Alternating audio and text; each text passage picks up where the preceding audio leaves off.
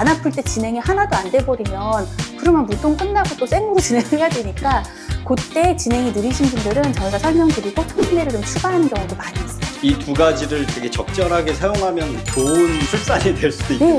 네, 맞아요. 안녕하세요, 원장님. 네, 안녕하세요. 네, 오늘도 출산에 관한 분만 촉진제와 네. 무통주사에 대해서 알아보려고 합니다. 네. 유도분만 촉진제는 어떤 상황에 사용하는 거죠? 진통 간격이 규칙적으로 진행되지가 않아서 또는 진통 강도가 너무 약해서 분만 진행이 좀 너무 늘어지는 경우에 아기나 산모가 너무 지쳐서 분만을 못하게 될 수 있으니까 그때 도와주는 목적으로 쓰기도 하고요. 또 유도분만이라고 아기가 출산이 꼭 필요한 의학적인 상황이 됐을 때 뭐 임신 중독증이라든지 아니면 양수가 부족하다든지 주수를 너무 채웠다든지 또는 어떤 사회적 상황에 의해서 분만을 꼭 해야 되는 상황이 있는데 그때 자연 진통이 안 걸리는 경우에 임의로 진통을 일으키기 위해 쓰기도 해요. 진행 과정은 어떤 식으로 이루어질까요? 일단 입원하셔서 이 촉진제가 굉장히 소량으로 조절을 하는 호르몬이기 때문에 1리터짜리 수액에 이 촉진제를 한 16ml 정도를 섞어요. 그대로 막 뚝뚝 들어가는 게 아니라 미세 조절 장치를 통해 가지고 그 용량을 미세하게 조절을 하면서 들어가게 된다고 보시면 될 거예요. 그 촉진제가 조금씩 저용량부터 시작해서 자연스럽게 자궁 수축이 잦아지고 세지는 것까지 저희가 이제 그 강도나 간격을 좀 맞추면서 조절을 하게 돼 있어요. 그래서 보통 반나절 정도 좀 조절하면은 진통이 생기기 때문에 그 이후에 이제 잘 약을 조절해 가면서 이제 진행을 시키는 거죠. 이번에는 이제 무통주사에 대해서 질문이 있는데요. 네. 무통주사는 어떤 방식으로 받는 거예요?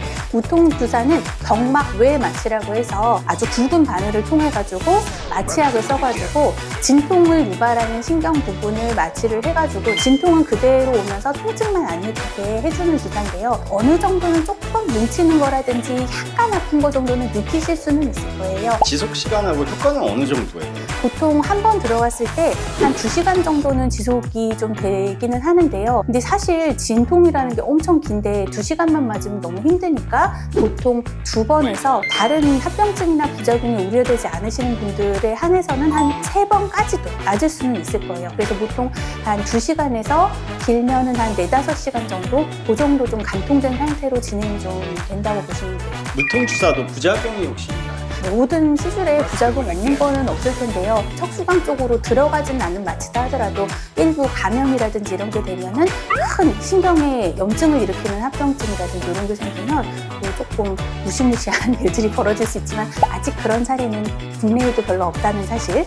그리고 두 번째는 출혈 같은 게 좀 생겨서 혈종이 생긴다든지 뭐 이런 것도 좀 있을 수 있다고 하는데 저희도 그냥 얘기만 들어갔지 실제로 이런 합병증이 많은 건 아니라고 그렇게 설명을 드려요. 근데 원장님은 그 무통주사에 대해서 견해가 어떠신지 좀 당연히 맞을 수 있으면 당연히 맞으셔야 되는 거고요. 물론 무통주사를 맞고 나면 진통이 좀 느려지는 건 있더라고요. 그래도 이게 중간에 한 번 산모가 자기를 좀 이렇게 좀 쉬면서 다시 각오를 좀 다진다든지 다시 날 준비를 할 수 있는 그런 시간을 마련해 준다는 의미에 있어서는 도움이 많이 되실 것 같아요.